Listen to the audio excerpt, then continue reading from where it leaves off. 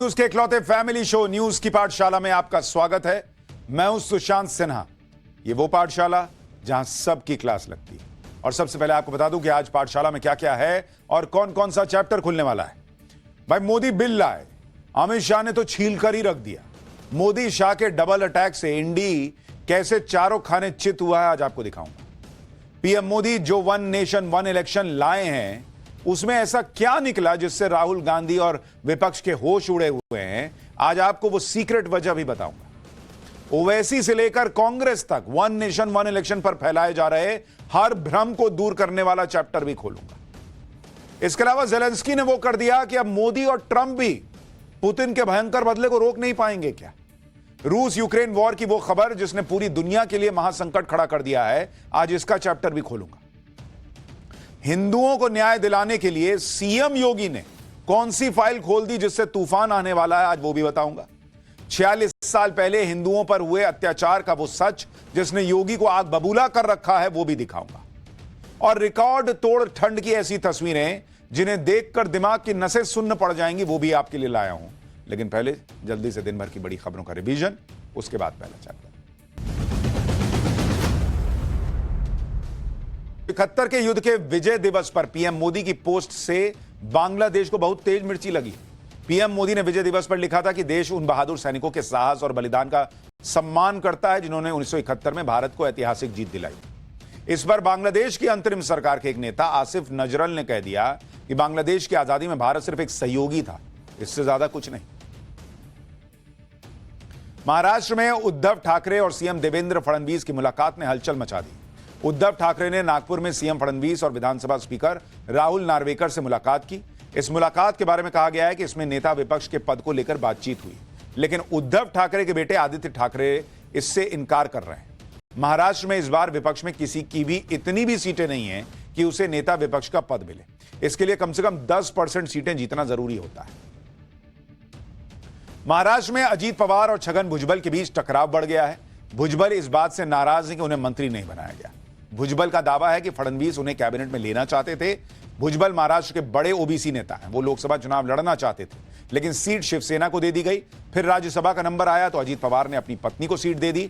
भुजबल को विधानसभा चुनाव भी न लड़ने के लिए कहा गया। इस सबसे नाराज छगन भुजबल ने कह दिया है कि वो किसी के हाथ का खिलौना नहीं है। डीडीसीए के चुनाव में अरुण जेटली के बेटे रोहन जेटली ने लगातार दूसरी बार बाजी मार ली है। रोहन जेटली को एक बार फिर दिल्ली डिस्ट्रिक्ट क्रिकेट एसोसिएशन का अध्यक्ष चुन लिया गया है। इस रेस में रोहन जेटली का मुकाबला पूर्व क्रिकेटर कीर्ति आजाद से था। रोहन जेटली को चुनाव में 1577 वोट मिले, जबकि कीर्ति आजाद को मात्र 777 वोट। गाबा टेस्ट में आकाशदीप और बुमराह ने ऑस्ट्रेलिया का गेम बिगाड़ दिया है। आकाशदीप और बुमराह की बल्लेबाजी से भारत फॉलो ऑन से बच गया। फॉलो ऑन से बचते ही कोच गंभीर, कप्तान रोहित शर्मा और विराट कोहली झूम उठे। इससे ऑस्ट्रेलिया के टेस्ट मैच जीतने के चांसेस कम हो गए हैं। टेस्ट मैच का अब आखिरी दिन ही बचा है और बारिश के साए के बीच आखिरी दिन रिजल्ट निकलेगा, इसकी संभावना कम दिख रही है। भारत अभी भी ऑस्ट्रेलिया से 193 रन पीछे है।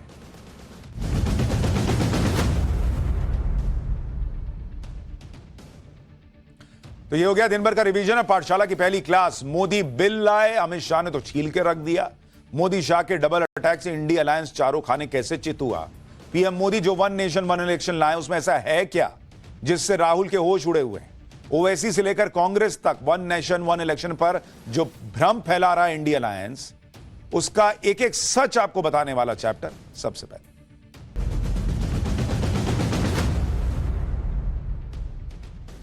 नरेंद्र मोदी और अमित शाह की जोड़ी क्या कर सकती है। बॉस, ये देश बीते 10 साल में बहुत अच्छे से देख चुका है। विपक्षियों की कैसे नींद उड़ा सकते हैं दोनों मिलकर, यह विपक्ष भी देख चुका है। और आज इसी मोदी शाह की जोड़ी ने एक दिन में एक साथ लोकसभा से लेकर राज्यसभा तक में इंडी गठबंधन के धागे खोल दिए। यूं कहिए कि प्रधानमंत्री नरेंद्र मोदी और गृह मंत्री अमित शाह की जोड़ी ने आज तहलका मचा दिया।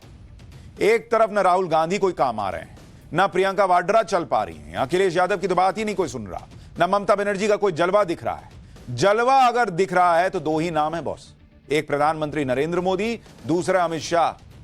और हरियाणा और महाराष्ट्र के नतीजे आने के बाद तो दोनों पूरे रौले में है भाई। सच पूछिए तो आज मोदी शाह का सियासी अटैक देखकर इंडी गठबंधन सकपका गया होगा।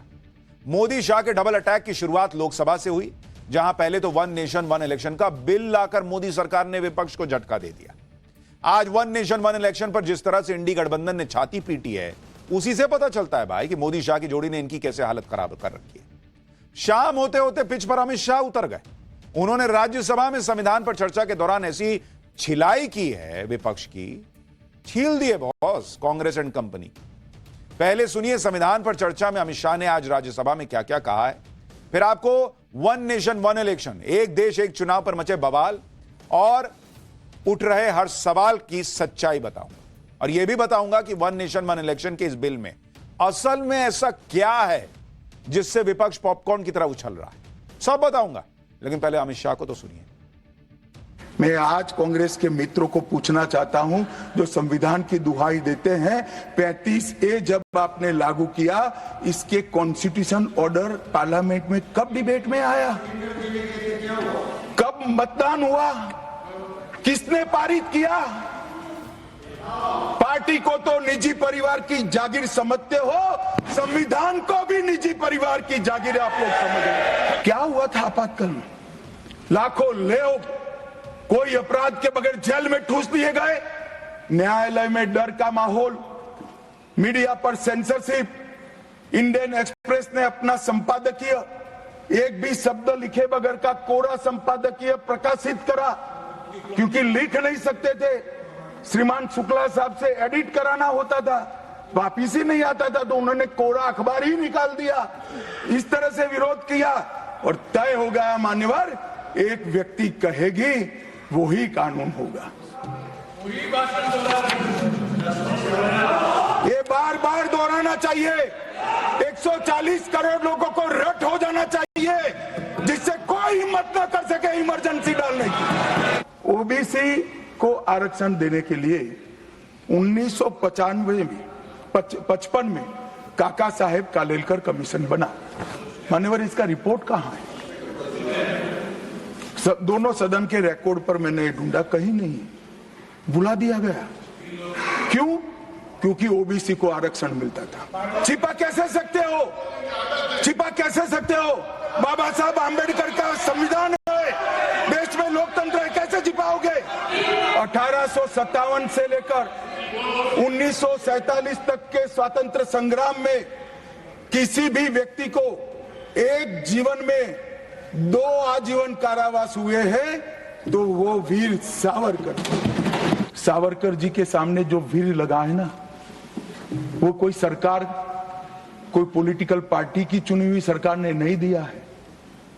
इसके सामने वीर, उनकी वीरता के कारण 140 करोड़ लोगों ने। कांग्रेस पार्टी कोई आत्मनिरीक्षण के लिए कमेटी बना रही है, कोई कमेटी की जरूरत, मेरा अच्छा खासा अनुभव है। तुष्टीकरण, परिवारवाद और भ्रष्टाचार छोड़ दो, जनता चुनकर ला देगी आपको। अमित शाह ने एक एक मुद्दा उठाकर कायदे से कांग्रेस और उनके जो सहयोगी हैं उनको कायदे से जवाब दिया। अमित शाह ने तो राज्यसभा में इंडी गठबंधन और कांग्रेस को जैसे छील दिया।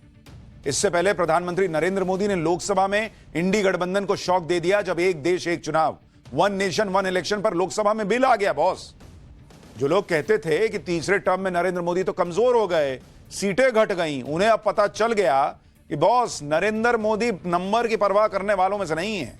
उनको फर्क नहीं पड़ता कि सीट 300 है या 240 है। उन्होंने पहले ही कहा था कि पहले ही साल में ऐसा ऐसा काम करूंगा कि देश में हलचल पैदा हो जाएगी। मोदी जो कहते हैं वो करते हैं, आज साबित हो गया। पिछले टर्म में उन्होंने कह दिया था कि वन नेशन वन इलेक्शन पर मैं लगा हुआ हूं, लाऊंगा इसको। तीसरे टर्म के 6 महीने में ही नरेंद्र मोदी ने इस पर कदम उठा लिया। कोई फर्क नहीं पड़ता कि सीट 240 है कि 300। आज नरेंद्र मोदी सरकार ने लोकसभा में वन नेशन वन इलेक्शन से जुड़ा बिल पेश किया तो बॉस, विपक्ष ने आसमान सिर पे उठा लिया। ऐसा बवाल काटे ये लोग जैसे नरेंद्र मोदी कोई बिल नहीं, सुनामी ले आए। वन नेशन वन इलेक्शन के विरोध में विपक्ष के मुंह में जो आया बॉस, वो बोले ये लोग। यहां तक कि बिल में हिंदू मुसलमान भी हो गया। यह तक कहा जाने लगा कि यह बिल तो, आप बात सब सुनिए कैसी कैसी बात ये लोग की है। कोई कह रहा है कि वन नेशन वन इलेक्शन मुसलमान विरोधी है। कैसे मुसलमान विरोधी हो गया बॉस? संविधान विरोधी है, संघीय ढांचे के खिलाफ है, राजनीतिक फायदे के लिए बिल लाया गया है, कोई कह रहा है। कोई कह दिया कि नरेंद्र मोदी को खुश करने के लिए, उनका ईगो शांत करने के लिए बिल लाए। नरेंद्र मोदी तानाशाही दिखा रहे हैं। वन नेशन वन इलेक्शन संभव ही नहीं है। बिल से राज्यों की ताकत को कम किया जा रहा है। इससे क्षेत्रीय दल खत्म हो जाएंगे। मोदी जी देश को प्रेसिडेंशियल स्टाइल डेमोक्रेसी की तरफ ले जा रहे हैं। लोगों की बार बार वोट देने का अधिकार खत्म हो जाएगा। मतलब जिसको जो मन में आ रहा है वो बोल रहा है बॉस। कुछ लोगों ने तो कह दिया कि ये हो मतलब करा ही नहीं पाएंगे वन नेशन वन इलेक्शन। अरे नहीं करा पाएंगे, जिसको करना है कराना है उस पे ना छोड़ो। आपको चुनाव लड़ना है ना भाई। आप कह रहे हैं कि मान लीजिए आपने कहा अपने ऑफिस में 20 लोगों को कि आओ तुम मेरे घर पे आज डिनर पे आओ, पार्टी दूंगा। तो आप ना बोलिएगा बॉस कि मेरे घर में जो खाना बनाने वाली कुक है वो नहीं आई, हम नहीं दे पाएंगे पार्टी। मेरे घर में इतना बर्तन नहीं है कि 20 लोगों का खाना बन पाए। आप ना बोलिएगा बॉस कि मैं नहीं कर पाऊंगा, कि जिसको बुलाए वही बोलने लगेगा कि तुम नहीं दे सकते हो पार्टी। अरे जो पार्टी दे रहा है उसको ना देने दीजिए।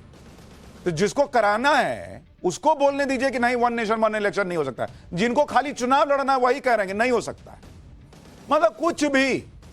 आज इस बिल को लेकर कैसे घमासान मचा, आप उसका एक ट्रेलर देखिए, फिर आपको बताऊंगा कि कौन सी पार्टी किस लॉजिक से इसका क्या विरोध कर रही है और उस लॉजिक में कितना दम है। हम आपको फैक्ट्स के साथ बताएंगे।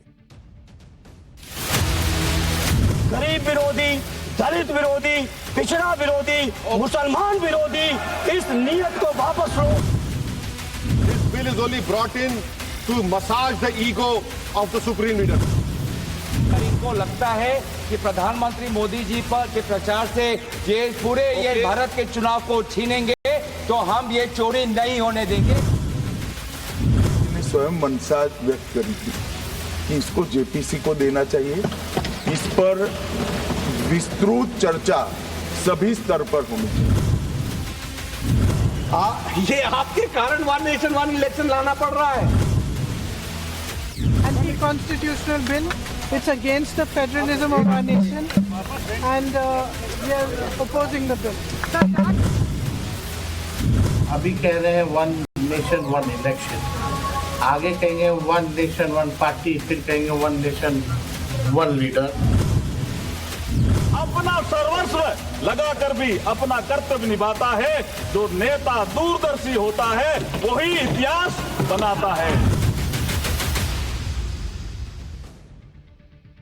एक देश एक चुनाव, वन नेशन वन इलेक्शन पर आज ऐसा बवाल इंडी गठबंधन ने मचाया, उसमें उनकी बातें कोई भी सुनेगा ना तो माथा पीट लेगा, जरा सा अगर लॉजिक लगाएगा। क्योंकि ऐसे ऐसे लॉजिक ये लोग दे रहे हैं जिनमें कोई दम ही नहीं है। इन्हें सुनकर यही लग रहा था कि सिर्फ मोदी विरोध की वजह से वन नेशन वन इलेक्शन का ये लोग विरोध कर रहे हैं। जैसे नई संसद बनी, इनको विरोध करना था। सब जानते थे कि पुरानी संसद खत्म हो रही है, 2011 से था कि नहीं बननी चाहिए, किसी दिन कांड हो जाएगा। लेकिन नरेंद्र मोदी ने बना दिया नई संसद को, तो विरोध करो। वैसे वन नेशन वन इलेक्शन। अब नरेंद्र मोदी कोई अपने घर के लिए तो कानून नहीं ला रहे हैं। इंडी गठबंधन को ऐसा लग रहा है जैसे नरेंद्र मोदी एक कानून लगाकर लाकर आजीवन पीएम बन जाएंगे। एक साथ चुनाव के विरोध में असदुद्दीन ओवैसी ऐसे ही लॉजिक देते नजर आए। ओवैसी ने कहा कि एक नेता के ईगो को मसाज करने के लिए बिल लाया जा रहा है। कह रहे हैं कि रीजनल पार्टीज खत्म हो जाएंगी। आप पहले सुनिए ईगो वाला बयान, फिर अमित शाह ने क्या जवाब दिया, जिससे ओवैसी भी हक्का बक्का रह गए, वो भी दिखाऊंगा और ये भी बताऊंगा कि क्या रीजनल पार्टीज खत्म हो जाएंगी वन नेशन इलेक्शन से। पहले ओवैसी को सुनिए। Parliament is not competent to make any law that violates fundamental rights on the basis of the Constitution, sir. This bill indirectly introduced a presidential style of democracy.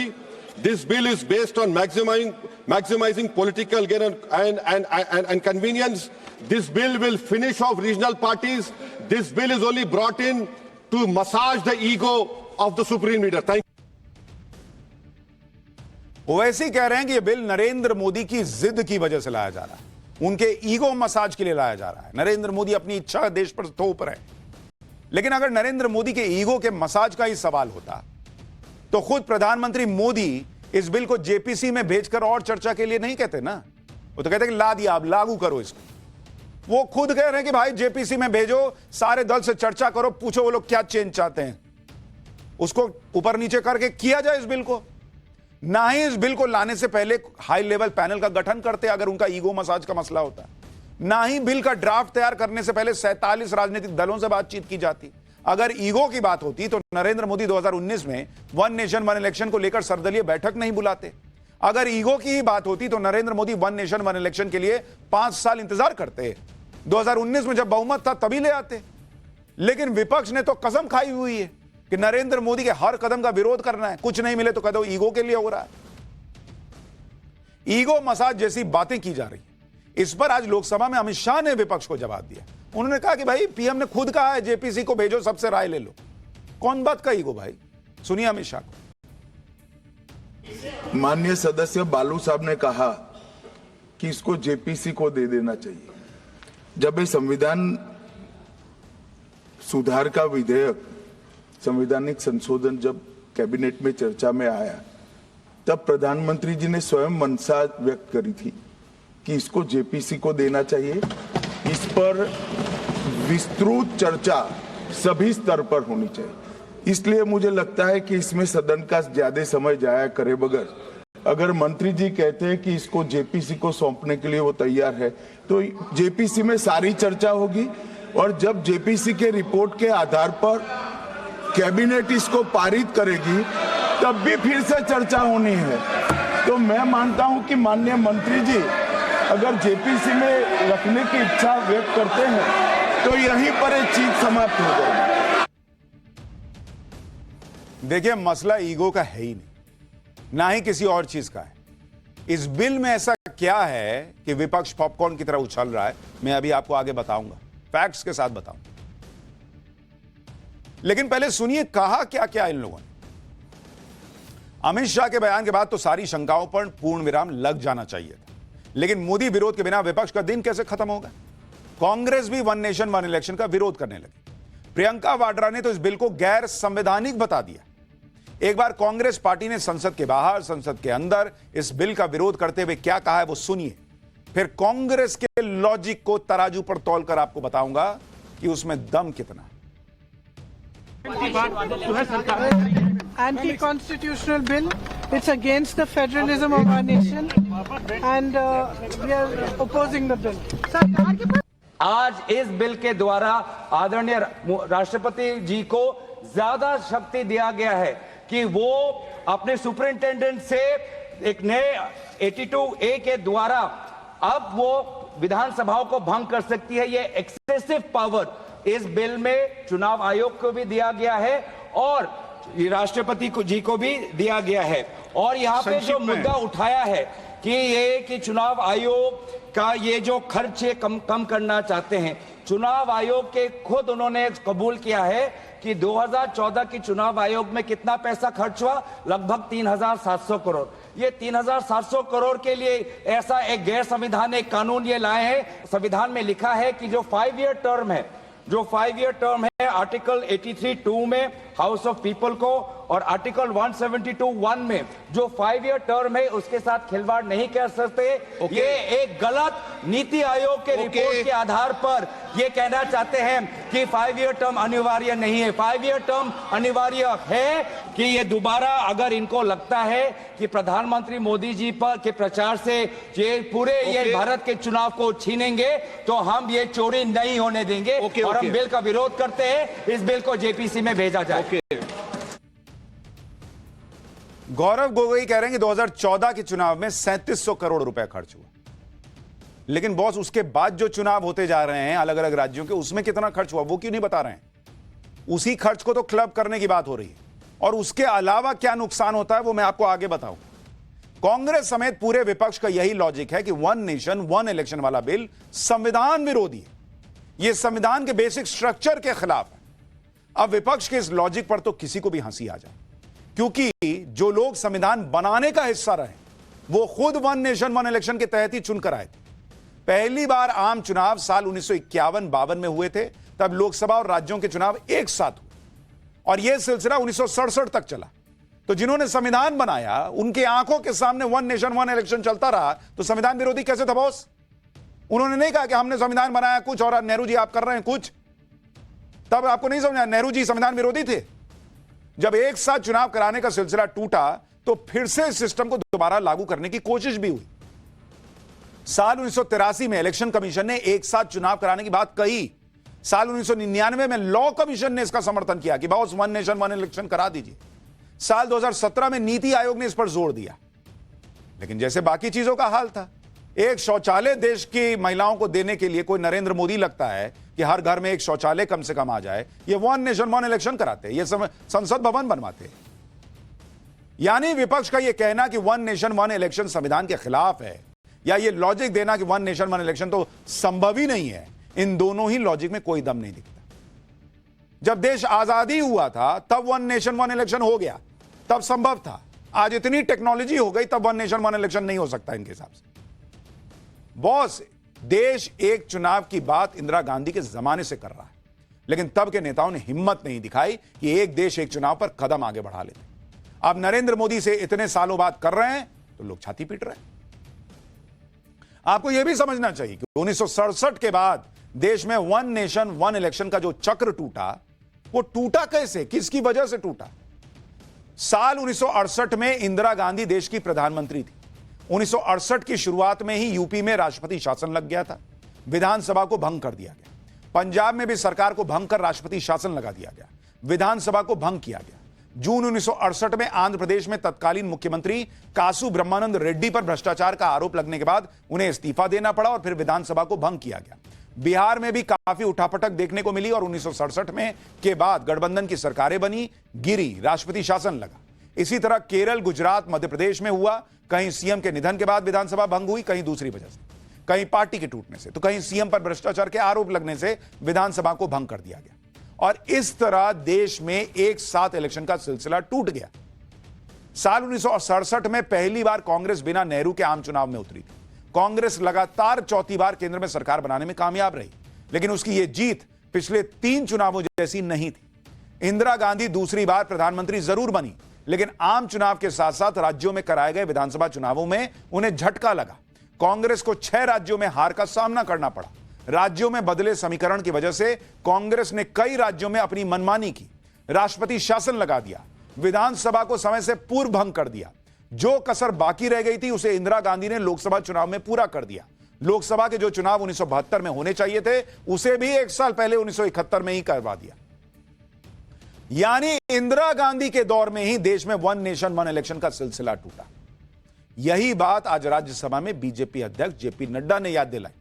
JP Nadda ने कहा कि कांग्रेस की वजह से ही इस देश में एक साथ होने वाले चुनाव का पैटर्न खत्म हुआ था। एक बार जेपी नड्डा को सुनिए, फिर आपको बताता हूं कि अब इस वन नेशन वन इलेक्शन में मुसलमान का एंगल कौन ले आया है और क्या हो रहा है। कि आज आप वन नेशन वन इलेक्शन से बड़े विरोध में खड़े हो रहे हैं। ये आपके कारण वन नेशन वन इलेक्शन लाना पड़ रहा है, क्योंकि आपने जो 1952 से 1967 तक वन नेशन वन इलेक्शन था, उसको आपने आर्टिकल 352 लगा करके स्टेट्स को बारंबार चुनी हुई सरकारों को गिरा करके आपने कई राज्यों में अलग अलग चुनाव की परिस्थिति ला करके खड़ी कर। खुद के राज्य में कांग्रेस ने एक देश एक चुनाव का पैटर्न तोड़ा, वो भी अपने फायदे के लिए। लेकिन जब देश के फायदे की बात हो रही है तो पूरा इंडी गठबंधन हल्ला मचा रहा है। इंडी गठबंधन में एक से बढ़कर एक कलाकार नेता है बॉस। कुछ नेता तो एक देश एक चुनाव में हिंदू मुसलमान का एंगल ले आए और मुस्लिम पॉलिटिक्स करने लगे। इन्हीं में से एक सांसद हैं समाजवादी पार्टी के धर्मेंद्र यादव। समाजवादी पार्टी के सांसद धर्मेंद्र यादव ने एक देश एक चुनाव पर भी मुस्लिम पॉलिटिक्स घुसेड़ दी बॉस। सुनिए एक बार सर को। और ये संविधान की मूल भावना को खत्म करके कैसे तानाशाही के रास्ते निकाले जाएं, इसके अलावा कोई काम ही नहीं बचा है। आखिर ये मनीष तिवारी जी ने कहा, कई एक विधानसभा के चुनाव अगर कोई अविश्वास आता है, अगर बहुमत नहीं मिलता है, तो क्या पूरे देश का चुनाव कराओगे? ये संविधान विरोधी, संघीय ढांचे विरोधी, बेसिक स्ट्रक्चर विरोधी कई केसों की चर्चा की मनीष तिवारी जी ने, मैं उनके साथ जोड़ते हुए माननीय सर्वोच्च न्यायालय की भावनाओं के विरोधी, गरीब विरोधी, दलित विरोधी, पिछड़ा विरोधी, मुसलमान विरोधी, इस नीयत को वापस लो। इस देश में कुछ ऐसा है जो इन लोगों के हिसाब से मुसलमान विरोधी नहीं हो रहा। मुसलमान जो विक्टिम कार्ड या विक्टिम होने की भावना से ग्रस्त है, इन्हीं लोगों ने भरा हुआ है। अच्छा, बीच में सरकार गिर गई तब क्या होगा, ये आपको अभी आगे बताऊंगा। इनका ये जो कह रहे हैं वो हिसाब ठीक नहीं है। हमने आपको कल ही बताया था कि इंडी गठबंधन में मुस्लिम और दलित वोटों की छीना झपटी चल रही है। धर्मेंद्र यादव का आज का बयान इसी लड़ाई का नतीजा है। कल प्रियंका वाड्रा ने फिलिस्तीन के मुसलमानों के समर्थन में बैग लहराकर खूब माहौल सेट किया।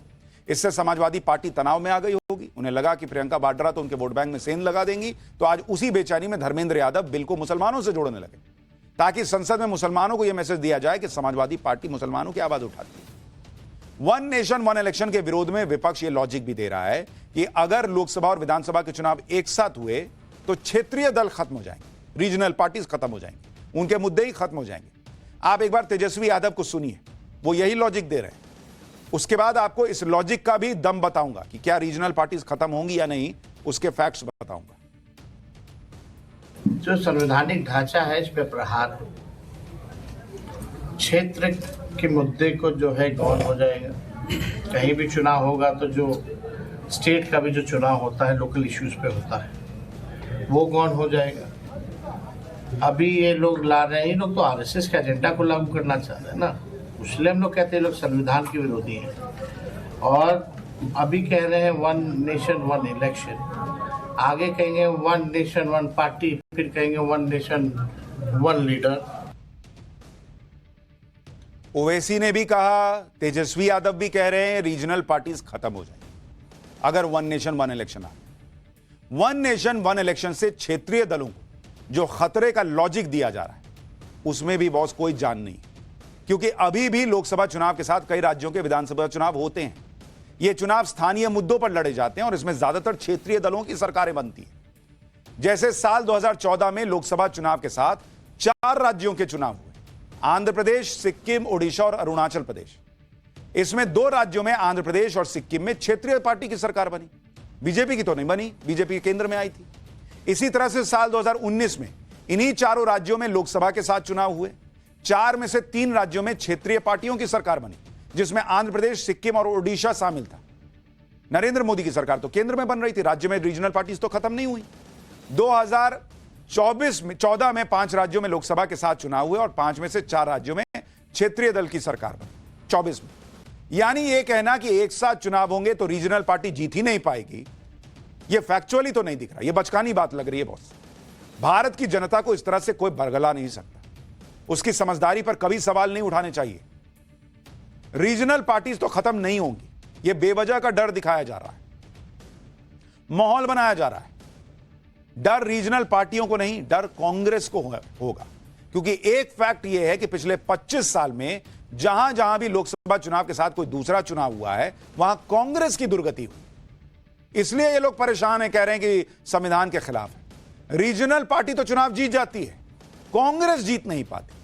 जैसे आप देखिए कि 1999 से 2024 के दौरान 25 साल का जो डेटा है वो बताता है कि लोकसभा के साथ विधानसभा के करीब 20 चुनाव हुए, लेकिन इन 20 चुनावों में 19 बार वही पार्टी विधानसभा में जीती जिस पार्टी को उस राज्य में लोकसभा की भी सबसे ज्यादा सीटें मिली। इसमें रीजनल पार्टियों को भी जीत मिली, बीजेपी को भी जीत मिली, लेकिन सबसे कमजोर कांग्रेस साबित हुई।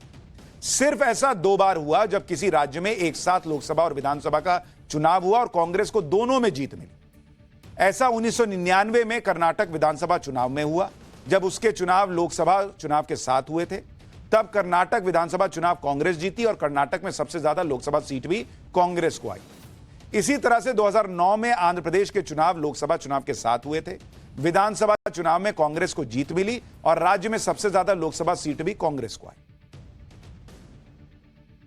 यानी सबसे ज्यादा नुकसान कांग्रेस का होता है। भाई रीजनल पार्टीज का कोई नुकसान नहीं है। आपको याद होगा 2019 में, मान लीजिए ओडिशा का एग्जांपल लीजिए, बीजेडी वहां विधानसभा भी जीती, लोकसभा के साथ चुनाव हुए थे, और जो राज्य की लोकसभा की सीटें थी वो भी बीजेडी ने जीती, बीजेपी तो नहीं जीती थी। तो फिर कांग्रेस का पहला डर यही है कि एक साथ चुनाव होने की स्थिति में कांग्रेस का ट्रैक रिकॉर्ड खराब है। दूसरा डर यह है कि नरेंद्र मोदी के चेहरे पर अगर राज्यों में भी लोकसभा की तरफ वोट डाल दिए गए तो कांग्रेस की रही सही राजनीति खत्म हो जाएगी, क्योंकि जहां पर रीजनल पार्टियां प्रभावी हैं वो तो जीत जाएंगी, कांग्रेस का बंटाधार हो जाएगा। वन नेशन वन इलेक्शन का जो बिल आज पेश हुआ है उसके कुछ ऐसे प्रावधानों के बारे में आपको बताता हूं जिस पर इंडी गठबंधन बवाल मचा रहा है। बिल में यह प्रावधान है कि देश में लोकसभा और विधानसभा के चुनाव साल 2029 में एक साथ होंगे। इसके लिए जिन विधानसभा का टर्म 2029 से पहले खत्म होगा उन्हें 2029 तक का एक्सटेंशन मिल जाएगा, और जिन विधानसभाओं का टर्म 2029 के बाद खत्म हो रहा है उन्हें 2029 में साथ में खत्म करा के एक साथ चुनाव करा दिया जाएगा। तो इसमें भी मिक्स्ड फायदा नुकसान है भाई। जिनका बढ़ेगा उसमें कर्नाटक भी तो है, कांग्रेस की सरकार है, वो भी बढ़ जाएगा, 2029 तक चला जाएगा। इसमें विपक्ष के राज्य भी शामिल होंगे जिनके कार्यकाल को बढ़ाया जाएगा, जैसे कर्नाटक, हिमाचल प्रदेश, पश्चिम बंगाल। इसी तरह बीजेपी शासित राज्यों में भी होगा। विपक्ष का यह कहना है कि साल 2029 में जब सभी राज्यों के चुनाव लोकसभा के साथ हो जाएंगे तो उसके बाद अगर किसी भी राज्य में सरकार गिरी तो उससे बीजेपी को फायदा हो जाएगा। केंद्र सरकार वहां अपना शासन चलाने लगेगी। क्या पूरे देश में फिर से एक साथ चुनाव होगा कहीं भी एक जगह सरकार गिर गई तो? लेकिन ऐसा भी नहीं है। बिल के प्रावधान के मुताबिक अगर मान लीजिए यूपी में साल 2029 में चुनाव हुए, एक एग्जांपल दे रहा हूं, और 2021-31 में 2031 में मान लीजिए यूपी में विधानसभा भंग हो जाती, तो यूपी में खाली फ्रेश चुनाव होंगे। पूरे देश में फिर से वन नेशन वन इलेक्शन नहीं होगा। और यह चुनाव 5 साल के लिए नहीं बल्कि जो बचे हुए 3 साल होंगे उनके लिए होंगे। मतलब 2031 में मान लीजिए यूपी में फिर चुनाव कराना पड़ा तो जो नई सरकार बनेगी वो 2034 तक के लिए होगी। फिर 2034 में जब पूरे देश में चुनाव होंगे, वन नेशन वन इलेक्शन होगा, तो फिर यूपी में भी होगा। मतलब किसी भी राज्य का एग्जाम्पल यूपी दे रहा हूं। तो यह कह देना कि भाई हर बार क्या वन एक साथ पूरे देश में चुनाव होगा, नहीं बॉस, ऐसा नहीं। अच्छा, जो लोग कह रहे हैं कि भाई सरकारें गिरा देगी बीजेपी को, अरे भाई आप कहते हैं बीजेपी सरकार गिराती है धन बल से, सत्ता बल से, फलाने ढिमकाने से, तो सरकार गिराएगी तो बीजेपी को ही नुकसान होगा ना। जितना समय बचा है उतने के लिए सरकार बनेगी, 5 साल के लिए नहीं बनेगी। तो इसमें तो आपका ही फायदा है जो लोग ये आरोप लगाते हैं कि बीजेपी ये सब करती है। इंडी गठबंधन ये कह रहा है कि वन नेशन वन इलेक्शन से चुनाव हुए और अगर कोई सरकार 5 साल का कार्यकाल पूरा होने से पहले गिर गई तो बीजेपी को इसका फायदा होगा। यह तर्क भी गजब का ही है। अगर पिछले 11 साल का रिकॉर्ड देखें तो 2013 के विधानसभा चुनाव के बाद कांग्रेस के सहयोग से केजरीवाल दिल्ली के सीएम बने थे, लेकिन 49 दिनों तक सरकार चलाने के बाद केजरीवाल ने इस्तीफा दिया। दिल्ली में राष्ट्रपति शासन लगा। 15 में फिर दिल्ली में विधानसभा चुनाव हुए, बीजेपी जीती, केजरीवाल ना जीते बॉस। इसी तरह जम्मू कश्मीर में 2015 से 2018 तक बीजेपी और पीडीपी की सरकार थी, वहां टर्म पूरा नहीं हो पाया। इस साल जब जम्मू कश्मीर में दोबारा चुनाव हुए तो बीजेपी जीती, नेशनल कॉन्फ्रेंस और कांग्रेस ना जीती जी। इसी तरह साल 2018 में तेलंगाना में मिड टर्म चुनाव हुए, वहां भी सरकार बीआरएस की बनी, कौन सा बीजेपी जीत गई। तो यह लॉजिक भी गलत है कि इस बिल से बीजेपी को फायदा हो जाएगा। एक तो आजकल ज्यादातर सरकारें कार्यकाल पूरा करती हैं, बीच में गिरने की सरकार जो है वो एकाधिक कोई घटना दिखती होगी आपको पिछले 10 साल में। दूसरी बात, कार्यकाल बीच में खत्म होने पर बीजेपी की सरकार बन जाएगी, इसकी कोई गारंटी नहीं है बिल में। कई उदाहरण हैं जिसमें बीच में कार्यकाल खत्म होने पर दोबारा चुनाव हुए तो बीजेपी के विरोधियों की सरकार बनी। यानी सच कुछ और है, माहौल कुछ और बनाया जा रहा है। और आप भी सोच रहे होंगे ना कि जब कोई लॉजिक है ही नहीं तो ये लोग क्यों परेशान है। माहौल बनाने वाले नए नए तर्क ढूंढ ढूंढ के गड्ढे से निकाल निकाल के क्यों ला रहे हैं, ये अभी बताऊंगा। लेकिन आप सुनिए तर्क कैसे कैसे। उद्धव ठाकरे ने कह दिया कि एक देश एक चुनाव लागू करने से पहले चुनाव आयुक्त का भी चुनाव होना चाहिए। अगर राष्ट्रपति का भी चुनाव होता है तो चुनाव आयुक्त का चुनाव क्यों नहीं होता। उद्धव ठाकरे ने कहा कि लोगों को चुनाव आयोग की निष्पक्षता पर भरोसा नहीं, ईवीएम से होने वाली चुनाव प्रक्रिया पर भी संदेह।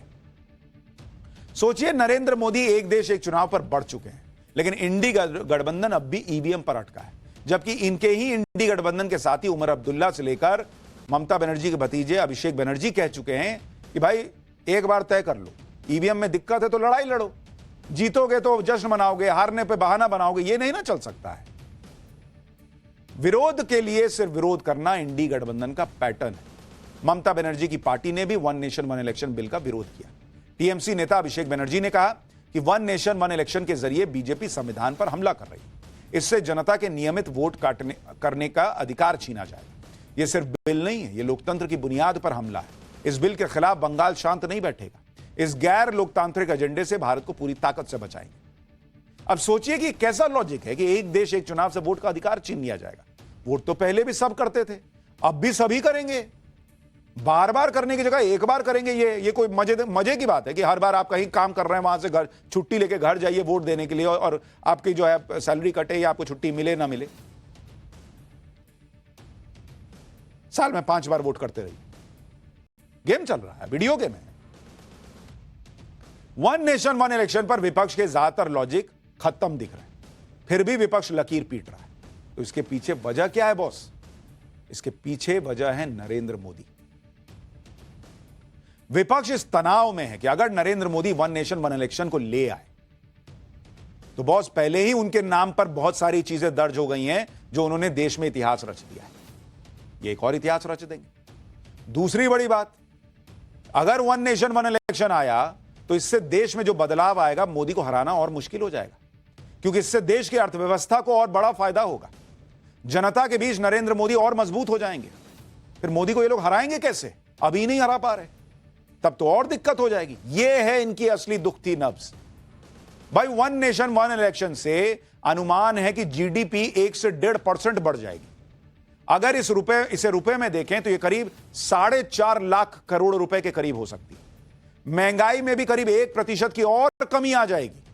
चुनाव की वजह से मॉडल कोड ऑफ कंडक्ट लगता है, जिसकी वजह से सरकार का बहुत समय बर्बाद होता है, बहुत पैसा बर्बाद होता है, बहुत काम रुकता है। जैसे साल 2014 में चुनाव की वजह से करीब 7 महीने देश के बहुत बड़े हिस्से में विकास के काम ही नहीं हो पाए, क्योंकि मॉडल कोड ऑफ कंडक्ट लगा हुआ था, अलग अलग जगह चुनाव हो रहे थे। वन नेशन वन इलेक्शन को लेकर यह भी दावा है कि इसके लागू होने से वोटर टर्न अराउंड 7% बढ़ जाएगा। इतना ही नहीं, देश में निवेश बढ़ेगा, क्योंकि भाई जो निवेशक है उसको पता है कि किसकी सरकार चल रही है, क्या 5 साल का हिसाब किताब रहना है। जो वोटर टर्नआउट बढ़ने की बात है वो इसलिए भी है, कई बार प्रवासी जो हैं, जो बाहर जाके काम करते हैं, उनको बार बार चुनाव के लिए वोट देने आना पड़ता, नहीं आ पाते भाई। एक बार आएंगे, वोट देके जाएंगे, उनका पैसा बचेगा, खर्चा बचेगा, सो अलग। अब ये 4.5 लाख करोड़ अगर बचेगा तो स्वास्थ्य में लगेगा, शिक्षा में लगेगा, देश के काम में लगेगा। महंगाई कम होगी तो आपका पैसा बचेगा। तो बॉस, देश बढ़ेगा, नरेंद्र मोदी के नाम पे लोग वोट दे देंगे, तो ये लोग नरेंद्र मोदी को हराएंगे कैसे? इनका दर्द ये है। बात यही है कि नरेंद्र मोदी को इंडी गठबंधन रोक नहीं पा रहा। अगर एक देश एक चुनाव हो गए, देश और ज्यादा तरक्की करने लगा, तो क्रेडिट कहीं नरेंद्र मोदी को ना मिल जाए, और नरेंद्र मोदी को क्रेडिट मिल गया तो इंडी गठबंधन अभी खत्म हालत में है, फिर क्या बचेगा? एक्चुअली ये लोग देश के लिए नहीं, अपने फायदे के लिए विरोध कर रहे हैं। पर देखिए क्या रहता है मामला। हमें लगा पाठशाला में आपको हर चीज हम विस्तार से समझाते हैं ताकि आप उस खबर के मास्टर होकर निकले। मुझे उम्मीद है आप वन नेशन वन इलेक्शन के आज के डेट में मास्टर होंगे। लेकिन पाठशाला में अब अगली क्लास। मोदी शाह ने जो किया वो तो आपने देख लिया। योगी कम रौले में नहीं चल रहे। हिंदुओं को न्याय दिलाने के लिए अब सीएम योगी ने वो फाइल खोल दी जिससे तूफान आने वाला है। 46 साल पहले हिंदुओं पर हुए अत्याचार का वो सच जिसने योगी को आग बबूला कर रखा है, अब उसका चैप्टर।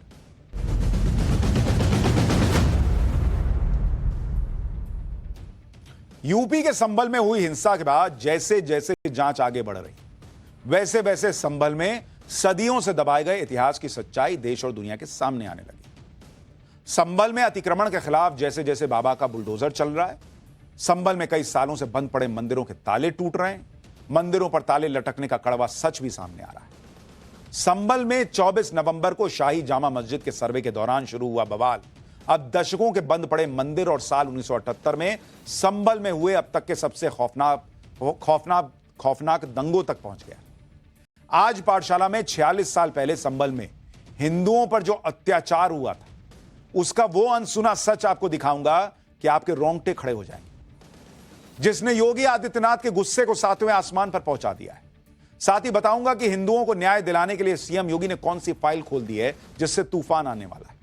लेकिन पहले देखिए संभल में मिल रहे नए नए मंदिरों और कुओं को लेकर सीएम योगी ने विरोधियों को कैसे निशाने पर लिया और बता दिया कि भारत के अंदर राम, कृष्ण और बुद्ध की ही परंपरा रहेगी, बाबर और औरंगजेब की परंपरा नहीं चलेगी। यहां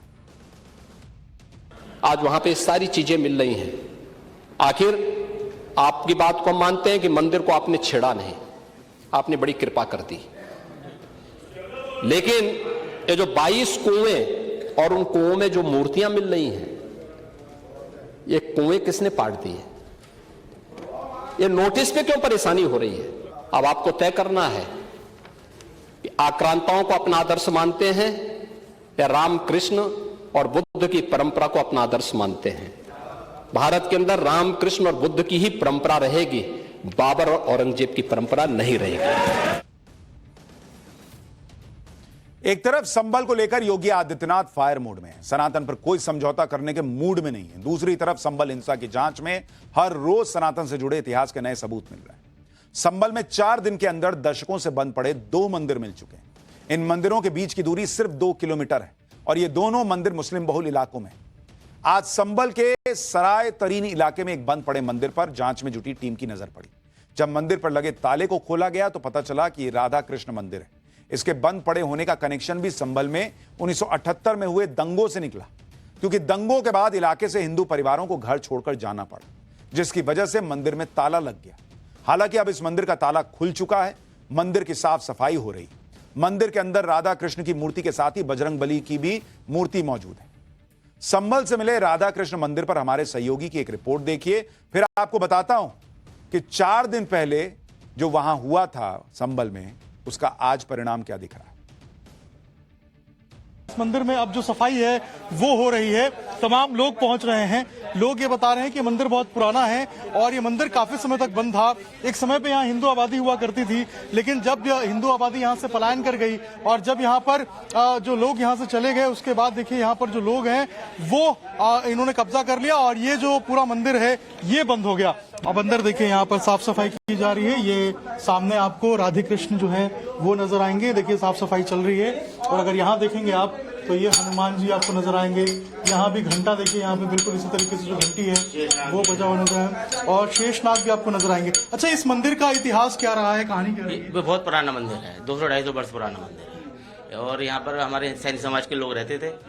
और पीछे जब दंगा हुआ हम तो छोड़े थे, जब शायद हम पैदा भी नहीं होंगे। कब, कौन से वाले दंगे? 78 दंगे की बात, 78-80 में जो दंगा हुआ, उसके बाद सैनी समाज के लोगों ने यहाँ से पलायन कर दिया और जब से बंदी है और आज प्रशासन की और योगी जी की सरकार में ही खुला है। इस बीच संभल में 4 दिन पहले मिले महादेव के मंदिर में श्रद्धालुओं का तांता लगने लगा है। आज मंगलवार के मौके पर मंदिर में मौजूद बजरंगबली की मूर्ति को चोला चढ़ाया गया। मंदिर में छत्र भी स्थापित किया गया और फूलों से पूरे मंदिर की भव्य सजावट की। सोचिए आप, 46 साल से यह सब नहीं हो रहा था। इसके बाद मंदिर में भगवान की आरती उतारी। एक बार जरा आप तस्वीर देखिए, 46 साल बाद कैसे उस मंदिर में आरती की गूंज सुनाई दी।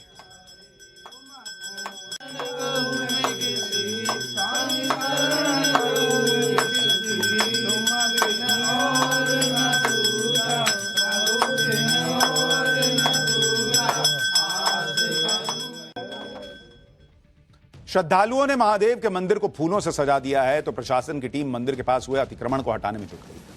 हालांकि प्रशासन के एक्शन से पहले ही कुछ लोगों ने खुद ही मंदिर की जमीन पर आ रहे अपने घरों के हिस्सों को तोड़ना शुरू कर दिया। मंदिर के पास से हटाए जा रहे अतिक्रमण पर हमारे सहयोगी की एक रिपोर्ट देखिए, फिर बताता हूं कि संभल में कहां कहां कुएं मिल रहे हैं जिनका जिक्र सीएम योगी भी कर रहे हैं और कौन सी फाइल खोल दी है सीएम योगी ने जिससे तूफान आने वाला है। संभल के अंदर 46 साल बाद आज पहला मंगलवार है जब महादेव और बजरंगबली के मंदिर में जो पूजा है वो होते हुए आपको नजर आएगी। देखिए यहाँ पर जो तमाम लोग हैं वो यहाँ पर पहुंच रहे हैं और भगवान जो महादेव हैं, जो बजरंगबली हैं, उनकी पूजा अर्चना कर रहे हैं। दूसरी तरफ अगर आप देखेंगे तो यहाँ देखिए ये जो सामने पीछे इंक्रोचमेंट किया गया था, इसको देखिए तोड़ने का काम शुरू हो गया है।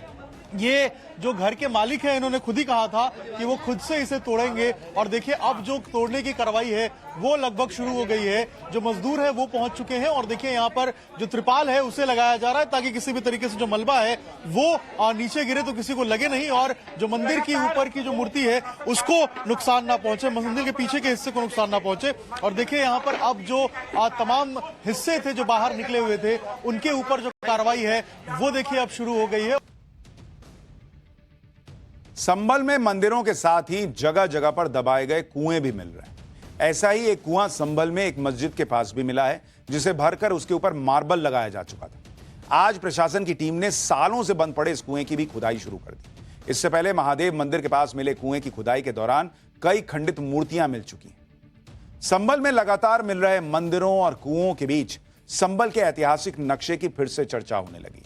संभल के करीब 1000 साल पुराने इस नक्शे के बारे में हम आपको पहले बता चुके हैं। इस नक्शे में संभल को एक तीर्थ के तौर पर दिखाया गया है जिसके सेंटर में श्री हरिहर मंदिर है जहां इस वक्त जाबा मस्जिद बनी हुई है। इसके साथ ही संभल के इस ऐतिहासिक नक्शे में 19 कुओं का जिक्र है। आज हमारी टीम संभल के इस नक्शे के बारे में जानने के लिए संभल में मौजूद कल्की मंदिर पहुंची। संभल के इतिहास पर हमारे सहयोगी की एक रिपोर्ट देखिए, फिर संभल में 46 साल पहले हिंदुओं पर जो अत्याचार हुआ था उसका सच सुनाऊंगा। 68-30-19 कूप में ही संभल बसा हुआ है। ये मंदिर है जहाँ इस वक्त आप खड़े हुए वर्तमान में। इस पर लिखा होगा मनु श्री कल की मंदिर। मनु श्री कल की मंदिर। इसलिए मैंने बताया कि ये महाराजा मनु ने बनाया है, और नहीं तो मनु लिखने का मतलब हरिहर मंदिर के दक्षिण की तरफ मनु श्री कल की मंदिर है। ये नक्शा बता रहा है। इस नक्शे को बहुत ध्यान से देखिए। ये त्रिकोण में बसा हुआ संभल इसमें दिखाई दे रहा है। ये वो जगह है जहां बताया जाता है भगवान कल की जहां अवतार लेंगे, उनकी माता और पिता का नाम क्या होगा, कैसे उनके 4 भाई, उनके नाम क्या होंगे, ये सब इसमें लिखा हुआ है। साथ ही बाकी जगहों पर क्या है वो भी बताया गया। और आप पंडित जी एक विशेष बात बता रहे हैं कि ये आपको यहाँ परकोटा दिखाई दे रहा है और इसीलिए इसे कोट क्षेत्र कहते हैं। कोट क्षेत्र के भीतर ये हरिहर मंदिर है और इसी जगह को लेकर ये विवाद फिलहाल आप जो अभी ताजा आपने डिस्प्यूट सुना और अभी जो चल रहा है वो इसी जगह को लेकर है। ये है वो त्रिकोणीय संभल क्षेत्र। कल ही हमने पाठशाला में आपको संभल के इस खौफनाक दंगों का इतिहास भी बताया था, जिसमें करीब 184 हिंदू मारे गए थे, लेकिन पीड़ितों को आज तक इंसाफ नहीं मिला। उनके लिए कोई छाती नहीं पीटता है। लेकिन अब खबर है कि हिंदुओं को न्याय दिलाने के लिए सीएम योगी ने संभल दंगों से जुड़ी फाइल खोलने की तैयारी शुरू कर दी।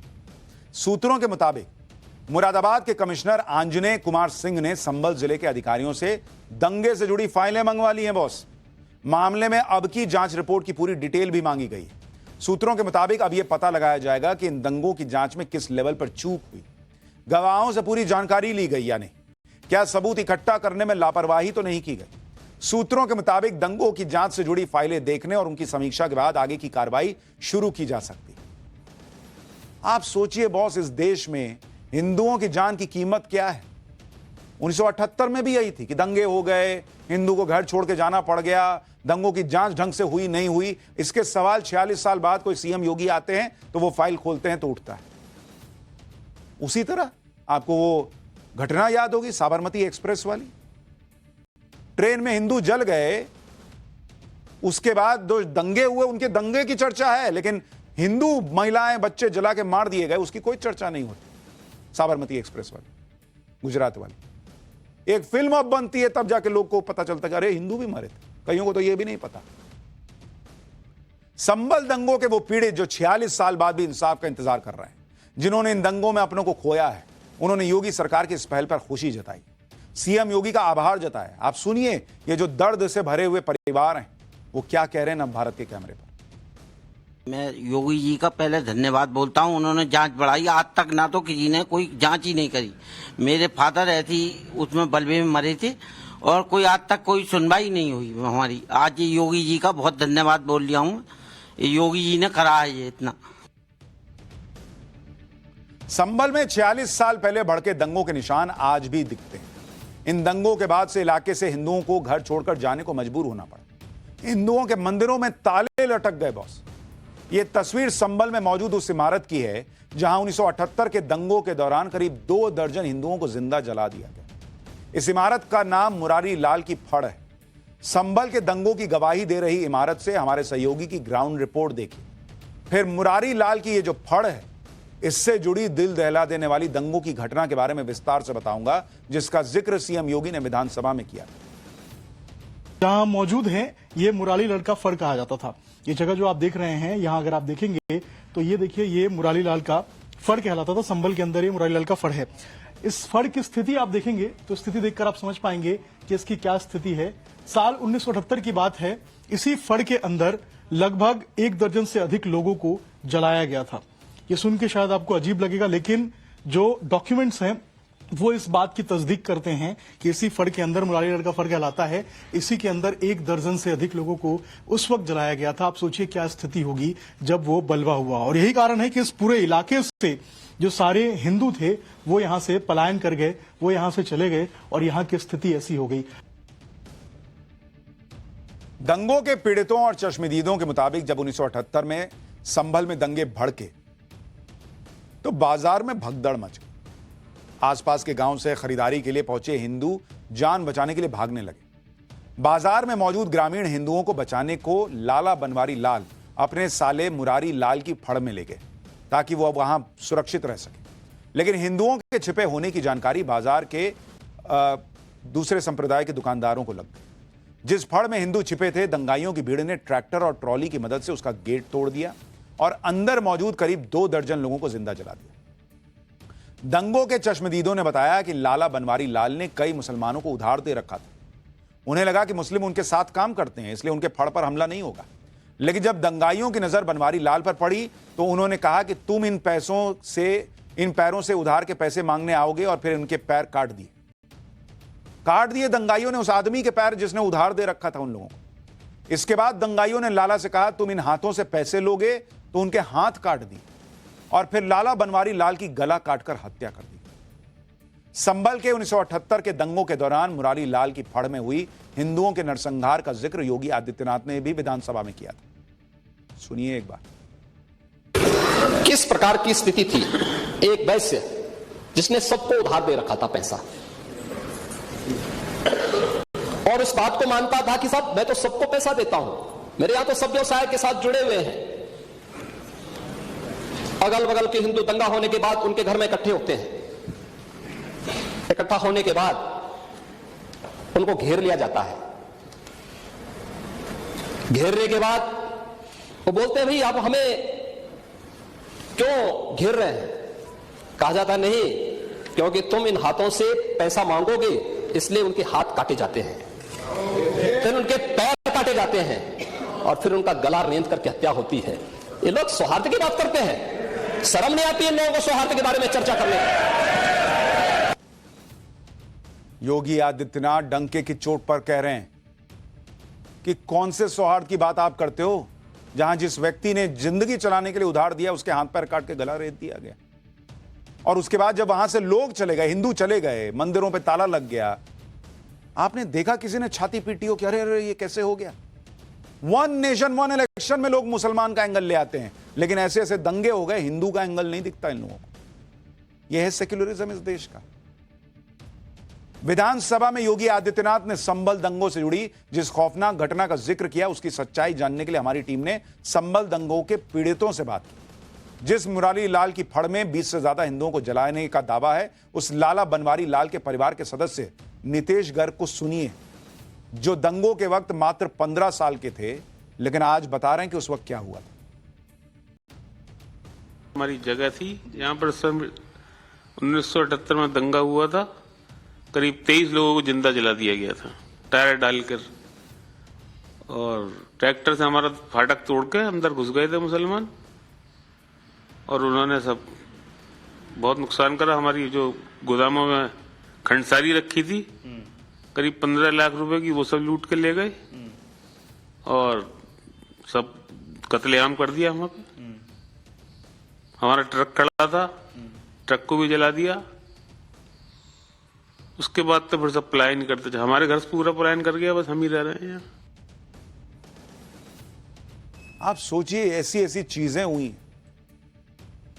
टायर गले में डालकर जला दिया गया। इस देश में कितने लोगों को यह सब पता है? संभल में हमें दंगों के कुछ चश्मदीद मिले, जो दंगों के वक्त इंटर कॉलेज के छात्र थे। पाठशाला में हमने कल ही आपको बताया था कि शफी मंजर नाम के शख्स के मारे जाने की वजह से किस तरह संभल में दंगे भड़के, ये बात फैली थी कि उसको मार दिया गया। आज उसी बात पर दंगों के चश्मदीद रहे संजय सांकेधर ने भी मुहर लगा दी। उन्होंने बताया कि किस तरह शफी मंजर ने अपनी राजनीति चमकाने के लिए संभल को दंगों की आग में झोंक दिया था। उस दंगे का तो मेरी आंखों के सामने का था। मैं हिंद इंटर कॉलेज में यहाँ पढ़ता था और सीधा तहसील से ही हम लोगों की पुरानी हवेलियां हैं, तो मैं तहसील पर ही निकल रहा था। तभी मंजर शफी नाम का एक मुस्लिम नेता, जो अलीगढ़ मुस्लिम यूनिवर्सिटी का स्टूडेंट यूनियन का लीडर था, वो अपनी पॉलिटिकल एम्बिशंस के तहत यहाँ पर नेतागिरी चमकाने की नीयत से तहसील पर एसडीएम आया के नारे लगा रहा था। और थोड़ी देर बाद वो सीधा कोतवाली की तरफ को चला और रास्ते में बाजार में जो दुकानें मिली उनको फूंकता हुआ, जो एक रास्ते में मार्केट सब्जी मंडी आई, उसको उसके साथ 200-250 लोग थे, उन लोगों ने जलाना चालू कर दिया। और कोतवाली के आगे 2 दुकानें उन लोगों ने जलाई। उसके बाद नकासा क्षेत्र, जहाँ पर संभल का सबसे बड़ा हाई डेंसिटी का दंगा हुआ, वहाँ पर लाला मुरारीलाल का फड़ था, जहाँ पर खबर आप पहुंची कि भाई दंगा हो गया है शहर में, तो संभल के निकटवर्ती जो 20-25 किलोमीटर के ग्रामीण अंचल के लोग थे वो उनके लाला के गोदाम में अपनी जान बचाने की नीयत से पहुंच गई। परंतु मुस्लिम आतंकवादी और हत्याई द्वारा वहाँ पर तुरंत ट्रैक्टर की ट्रॉली लगाकर उसको गेट को तोड़ा गया। तोड़ने के बाद में मोर देन 20 से 25 लोगों को मौके पे जिंदा जला दिया गया। लाला बनवारी लाल जी गोयल वहाँ व्यवस्थापक थे, तो उनको चीर दिया गया और काफी लाशें सामने तालाब में डाल दी गई। सोचिए, यह है संभल का इतिहास। जिस संभल में आज लोग कह रहे हैं कि वहां जय श्री राम के नारे लग गए, इसलिए लोगों को गुस्सा आ गया, इसलिए पत्थर चल गए, उस संभल में हिंदुओं के साथ क्या क्या हुआ है? कितनों को गुस्सा आया?